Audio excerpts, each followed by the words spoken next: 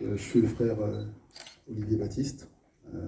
Je suis en Christ depuis 2 ans maintenant, 14 mars 2020, donc juste avant le confinement, je me suis fait baptiser.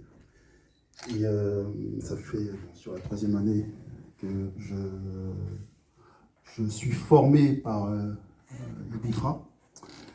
Il faut savoir que ça a été très vite pour moi, puisque je suis arrivé, j'étais catholique, et dès que je suis arrivé à l'église, dès qu'une amie m'a emmené à l'église, une semaine, elle a dû m'emmener un mardi, le dimanche, j'ai vu le docteur Andois, et j'avais faim de connaître le Seigneur, donc je me suis inscrit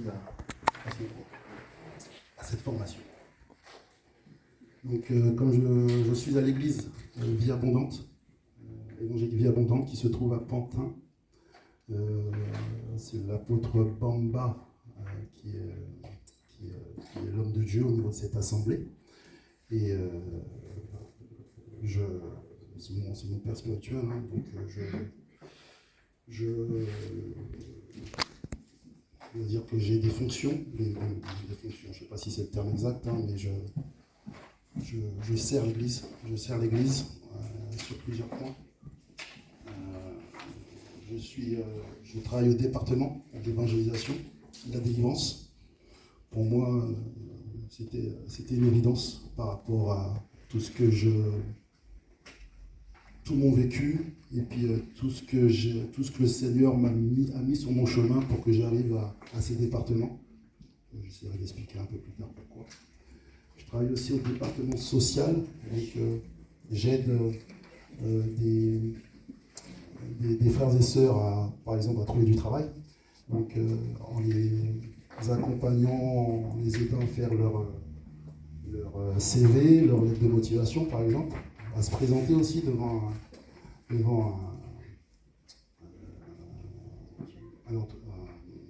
quelqu'un du RH, excusez-moi, je n'ai pas le nom, c'est pas le terme. Donc, non, voilà, entretien d'embauche.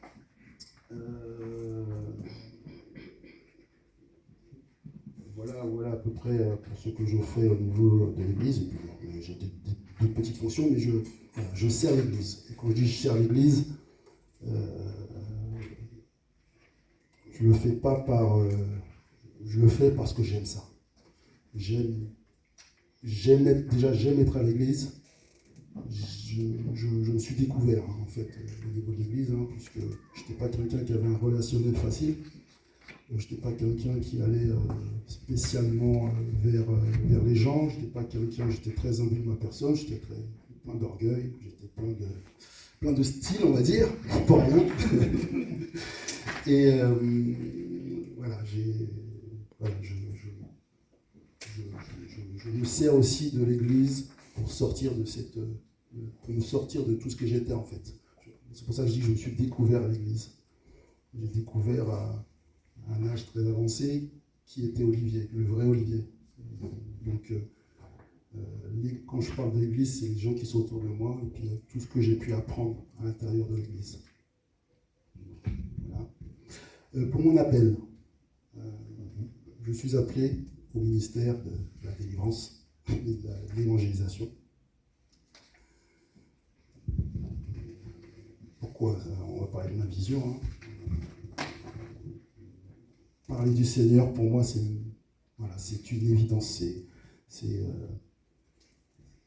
quelque chose que, une fois que j'ai compris qui il était, ce qu'il avait fait pour moi, j'ai compris que d'autres personnes étaient dans le même cas que moi et je devais en parler. Je devais parler du Seigneur, je devais leur expliquer quelle était sa force, sa puissance. Je devais leur expliquer que sans lui, vous ne pouvez pas avancer dans quelque chose de beau.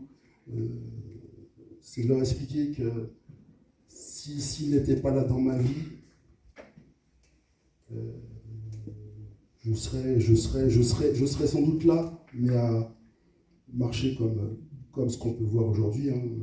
Des fois, je vois des cadavres devant moi, des gens qui pensent qu'ils sont vivants parce qu'ils vont en soirée, ils vont à la musculation, ils font des choses, ils ont plein de femmes. Et alors que quand on va au fond, lorsqu'on se met avec eux, on discute avec eux, on sent qu'ils sont malheureux. Et leur expliquer que pour ne pas être malheureux, il faut marcher avec lui.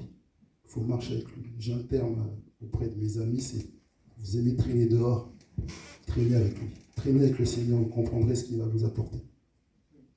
Donc voilà, ma vision, c'est vraiment ça, c'est de témoigner de ce qu'est le Seigneur auprès. Ma première vision, c'était auprès des aux Antilles, auprès des personnes âgées, que moi qui j'y vais tous les 2-3 ans, et le fait de voir les personnes âgées dans cette religiosité, la plupart du temps ils sont, on va dire, catholiques, mais voilà, ils sont nés catholiques, c'est tout ce qu'ils savent, ils ne connaissent pas le Seigneur. Et je vois leur fin de vie qui est complètement, comment dire, voilà, on sent qu'ils sont morts, ils sont déjà morts en fait. Et ces gens-là, ça fait de la peine de les voir de cette manière-là, alors qu'on pourrait leur apporter quelque chose en plus. Leur apporter cette parole pour qu'ils puissent mettre le curseur où il faut, pour plus être dans cette situation. Donc ça, c'était ma première vision. Et puis bien sûr, la deuxième, c'est d'apporter aller vers les gens vers lesquels le Seigneur m'envoie. Donc ça peut être au travail, ça peut être dans ma salle de sport, ça peut être partout, hein, dans la rue, hein, tout simplement. Donc voilà pour ma vision. Et la stratégie par rapport à cette vision, j'en ai deux. C'est tout d'abord faire des croisades, des programmes d'évangélisation.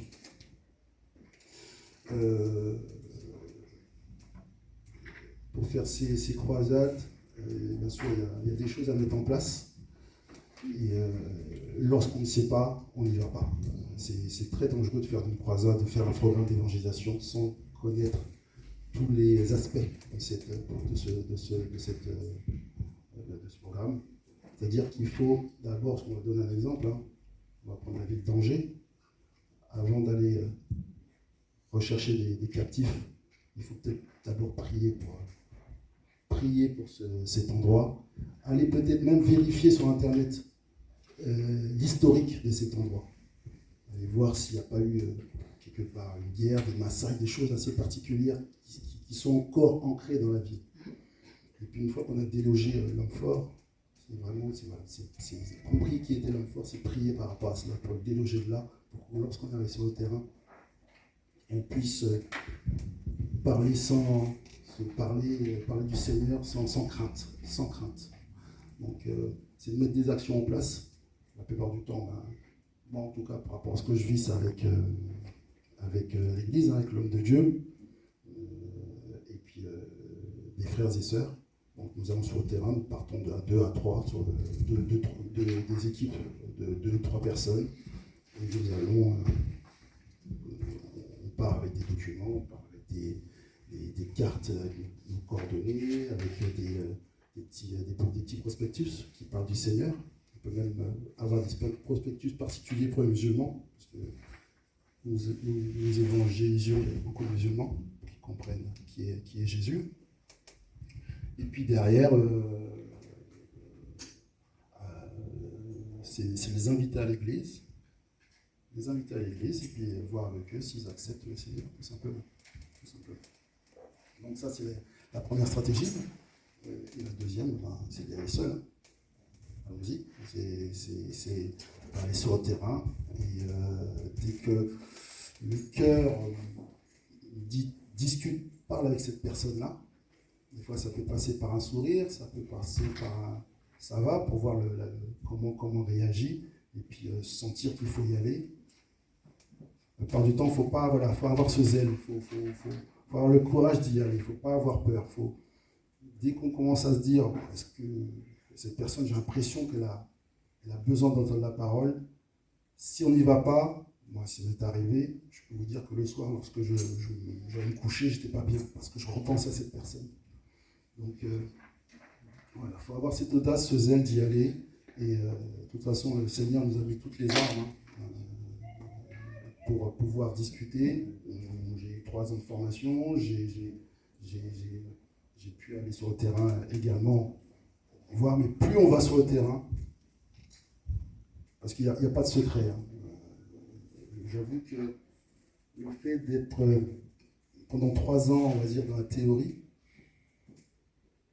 la première fois que je suis allé sur le terrain, bien sûr, comme tout le monde, on a un petit peu de mal, il y a des gens qui sont là pour nous aider, mais ça peut retomber très rapidement si on n'y va pas très rapidement après. Il faut vraiment, si c'est quelque chose qui est en nous, voilà, qui est en nous, il faut le faire régulièrement. C'est comme si ça faisait partie de mon quotidien, de mon travail, quoi, tout simplement. Je vais travailler tous les jours. Eh bien, si un collègue est dans un besoin, si je prends le RER, moins 5 minutes. Si je rentre dans le RER, dans le métro, ou si je rencontre quelqu'un, ben, voilà, faut y aller.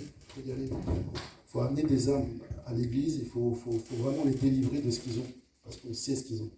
Avec tout ce qu'on a, toute la formation qu'on a eue et tout ce qu'on a pu avoir comme vécu, on sait ce qui se passe. Le Seigneur ne nous envoie pas vers n'importe qui. Il nous envoie la plupart du temps vers des gens qui, quelque part, nous ressemblent.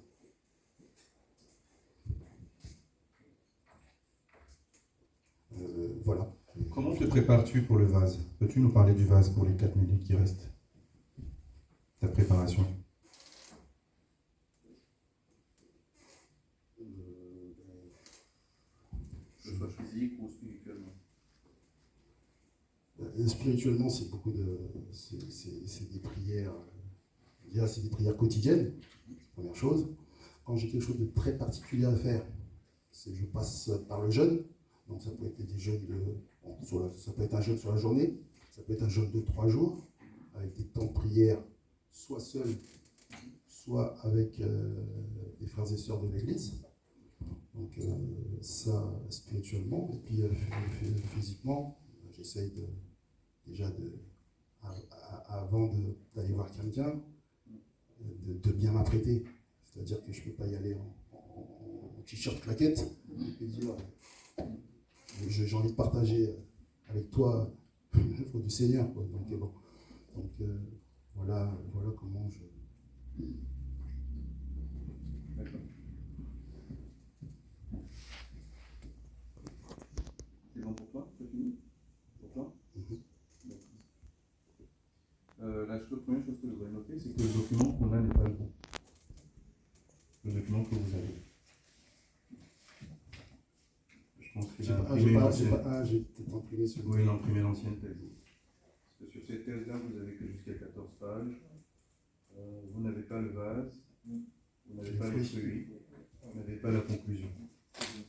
Mais je venais de t'envoyer par WhatsApp une autre où je peux t'envoyer. Donc il y a d'autres rubriques qui ne sont pas dans ce document.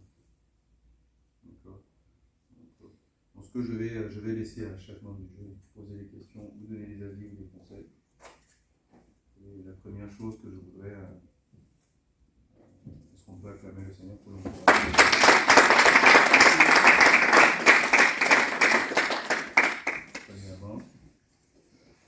Donc on est parti. Celui qui veut le micro, de lui passer.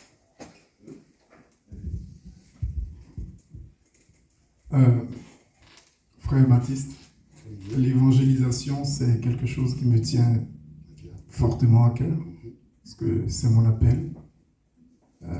J'aimerais savoir, qu'est-ce qui te fait croire que tu es appelé à l'évangélisation?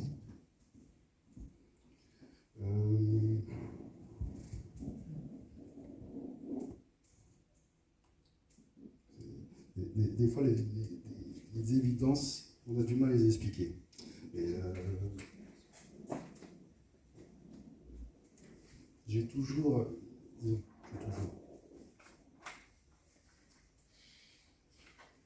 Une fois, j'ai compris qu'il était. Il y a un terme que je n'arrive pas à bien comprendre, c'était compassion. Avoir la compassion. Parce que je n'en avais pas. Donc, une fois que j'ai compris ce terme-là, j'ai compris que je devais regarder les gens. Et à partir du moment où j'ai regardé les gens, j'ai vu des souffrances. Et je souffrais moi aussi. Je sais ce qu'on a fait pour moi par rapport à ces souffrances. Et il y a quelqu'un qui est venu vers moi m'en parler. Donc, à partir du moment où j'ai compris cela, je suis allé vers les gens. Et j'ai compris que ça me faisait du bien aussi. Que ça leur faisait du bien, ça me faisait du bien aussi. Et que pour moi, c'était normal de discuter de cela avec les gens qui m'entouraient. Même si ça a fait... ça peut procurer des difficultés, hein, parce que malheureusement, tout le monde n'a pas encore le cœur pour entendre ce genre de choses, mais voilà, pour moi, c'est naturel. C'est devenu naturel. Quand tu finis d'évangéliser, parce que tu as donné deux stratégies, je vais ici parler de la deuxième stratégie. Tu vas sur le terrain pour croiser les gens. Oui. Quand tu reviens à la maison, comment tu te sens? Je suis bien. Et je suis même dans l'attente que cette personne me recontacte. D'accord. Et le fait que c'est soit j'ai ses coordonnées, donc j'attends les 48 heures, je lui envoie un petit SMS, on dit si ça va. Je peux lui renvoyer aussi un petit verset que je ressens pour lui, pour voir son retour. Okay. Super, tu as répondu à une question qui allait découler de ta réponse. Alors, la dernière question, enfin, une demande. Je suis païen. En 30 secondes, est-ce que tu peux m'évangéliser? Amen. Donc, Paco. Malik. Malik. Oui, Malik. Mon frère Malik, est-ce que je peux te partager la parole du Seigneur? Est-ce que tu sais que... Est-ce que tu connais Jésus? Non. Tu connais pas Jésus? J'en ai entendu parler, mais je ne connais pas. Mais sache que Jésus m'a sauvé. Donc, tu connais la Bible. Est-ce que tu connais... est-ce que tu as déjà entendu parler de Jésus qui sauve les vies, qui sauve les âmes? Oui, non? Oui. Oui. Donc, je veux simplement te dire que si tu m'écoutes, si on peut discuter ensemble, ben, je peux te présenter Jésus. Donc, c'est soit je te le présente là, et puis sinon tu me donnes tes coordonnées, ou je prends tes coordonnées, et puis on me donne des rendez-vous pour pouvoir en discuter. Est-ce que tu es prêt à cela? Oui. Donc, tiens mes coordonnées. Et puis voilà. Merci beaucoup.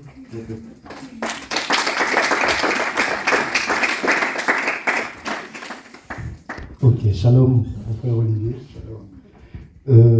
Je vois et je réalise que la passion pour l'évangélisation, tu as une passion pour l'évangélisation. Mais la question que j'aimerais poser par rapport à la stratégie, est-ce que la stratégie qui est mentionnée ici sur les documents est une stratégie que tu as personnellement reçue de la part de Dieu, ou c'est une stratégie que tu as appris à l'école? Déjà, c'est cette question que je te pose. J'ai appris à l'école, hein, tout simplement. Après, pour la première stratégie, c'est appris à l'école. Hein. La deuxième, après, c'est des choses qui se font naturellement. Donc, parler du Seigneur, voilà, c'est soit les gens de mon entourage, en premier lieu, ceux qui ne connaissent pas Christ. Déjà, ils se demandent pour quelle raison j'avais changé, pour quelle raison j'étais différent. Des choses, il leur expliquer. Donc, leur dire ce que j'éprouve, ce que je ressens, ce que le Seigneur a fait pour moi. Donc, gagner des âmes, ça passe aussi par ce moyen. Donc, c'est du naturel. Pour le premier, voilà, c'est appris à l'école.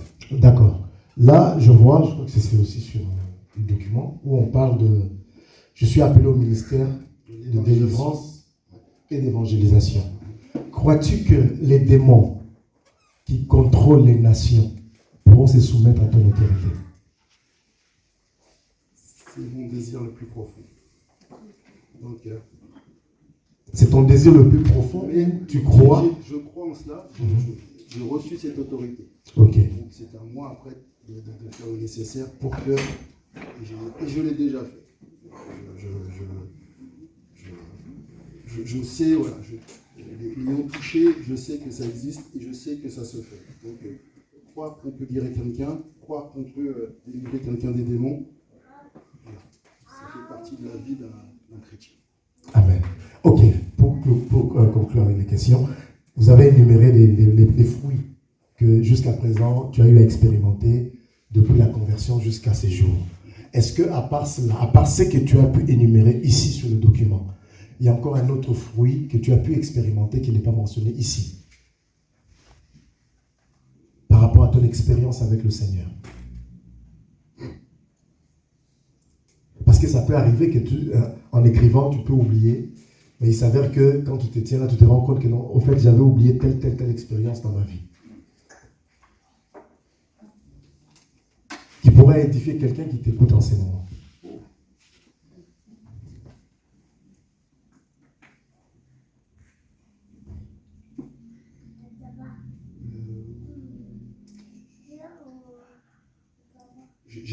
J'ai une expérience, mais je ne sais pas la mettre en un mot. D'accord. Je ne veux pas venir cette semaine. Je ne veux pas venir ici. Pour des raisons personnelles. Et jusqu'à vendredi, j'ai décidé de ne pas venir. J'ai appelé ma fille, Lénie, qui est là, qui était là tout à l'heure. Je lui ai dit, finalement, on n'y va pas, ma chérie. Le temps que je dis, on n'y va pas, ma chérie, je reçois un message du docteur Andois qui dit, est-ce que tu peux récupérer l'apôtre Allen. Apôtre Allen à Étampes. Et là, je suis Seigneur. Seigneur. Et j'appelle ma fille, je dis finalement j'y vais. Ma fille est morte de rire. Et ce que j'ai reçu pendant 2h30 dans la voiture,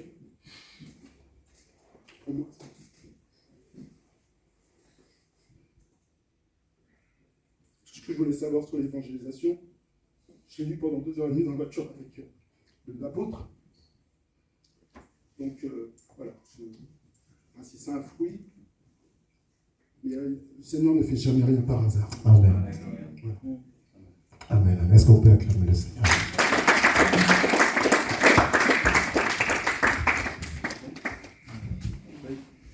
Moi, ce sera plus un encouragement parce que je crois que le pasteur et le frère, comme a déjà dit l'essentiel. Le frère Olivier, personnellement, je le connais et son témoignage est édifiant. C'est vrai qu'aujourd'hui, peut-être on est soumis à un timing, mais si on avait la possibilité de lui laisser encore le temps, je crois que beaucoup allaient être édifiés par son témoignage. 2 ans du moins, ce qu'il a dit qu'il a connu le Seigneur parce qu'avant il était catholique. Et déjà, parler du Seigneur de cette manière, je crois déjà qu'il s'est à féliciter. Amen. Donc moi, je n'aurais pas vraiment de questions à poser, c'est vraiment de l'encourager et de savoir que nous te portons en prière. Et cette vision que tu as reçue, ou du moins cet appel, ce couloir d'appel que tu as reçu, si tu es convaincu que c'est sûr à ça le Seigneur t'a appelé, je peux te rassurer que tu vas y arriver. Que Dieu te bénisse et c'était ça ma part de vérité. Merci. Amen. Frère Olivier. Pourquoi quand je parle, tout le monde parle sans problème? Pourquoi quand je prends le micro? Gloire à Jésus. Je voudrais bénir le Seigneur pour Olivier. C'est pour de telles personnes que l'école existe. L'école existe pour des gens qui ne connaissent pas Dieu, qui ne savent même pas lire la Bible. Vous les prenez dans le monde et en 3 ans, il te dit qu'il est évangéliste en fait. En 3 ans, il te dit que Dieu l'appelle à l'évangélisation. Nous, on dit 3 ans, mais il y a 2 ans en fait. Je ne sais pas si vous voyez un peu ce que ça veut dire. Quelqu'un, lui, il peut se dire, ça fait 15 ans que tu es à l'église, tu y vas tous les dimanches, ainsi de suite. Tu lis ta Bible, tes parents étaient chrétiens, évangéliques ou pentecôtistes. Et quelqu'un savait prier, je vous salue Marie, notre Père qui est aux cieux. Et là, maintenant, il te dit qu'il connaît son appel. C'est pour ça qu'on est là. Une dernière chose, frère Olivier. Je ne te le souhaite pas. Mais il arriverait que tu fasses des faux pas et que tu aies des difficultés sur ton parcours. Tout ce qui peut arriver sur ton parcours ne change ni ta place dans le cœur de Dieu, ni la nature que Dieu t'a donnée. Tout le parcours que tu auras dans la foi, il y aura des oppositions qui seront faibles, certaines qui seront fortes. Il y aura des tentations qui seront faibles, certaines qui seront fortes. Tu pourras tomber, ce n'est pas que je t'y encourage, ce n'est pas que je te le souhaite, mais Dieu prévoit que dans cette éventualité, il te relève. Le document que tu as présenté aujourd'hui, je vous ai encouragé à travailler sur ce document pour qu'il vous serve après l'école. Ça, c'est votre ligne de conduite. Je crois que tu as bien fait de corriger parce que je voulais poser une question, mais je pense qu'on a résolu cette question concernant le ministère de délivrance et de l'évangélisation. La délivrance n'est pas un ministère. Tu appelles le ministère d'évangélisation et tu aides au département de délivrance dans ton église locale. Tu aides au département de délivrance, tu aides au social. Ton appel, c'est ça. Je finirai en te disant ceci. Ce que tu commences, finis. Ce que tu engages avec Dieu, ne t'arrête pas en chemin. La fin d'une chose vaut mieux que son commencement. Et ce que tu as engagé là, de commencer, tu te dis que c'est un papier, c'est une thèse. Ce que tu as engagé là, ça ne se finit pas ici sur terre. Ça se finit là-haut. Donc persévère, continue et tiens bon. Aujourd'hui, tu balbuties, c'est normal. Quand on se met là et qu'il y a quelqu'un qui prend le stylo, il fait comme ça. Même si tu es un grand prédicateur, ça bouge un peu ton cœur. Est-ce que c'est ce que je voulais dire qu'il va noter? D'accord? Et c'est fait volontairement. Que Dieu te bénisse, tu as gardé ton calme. Est-ce qu'on peut acclamer très fort?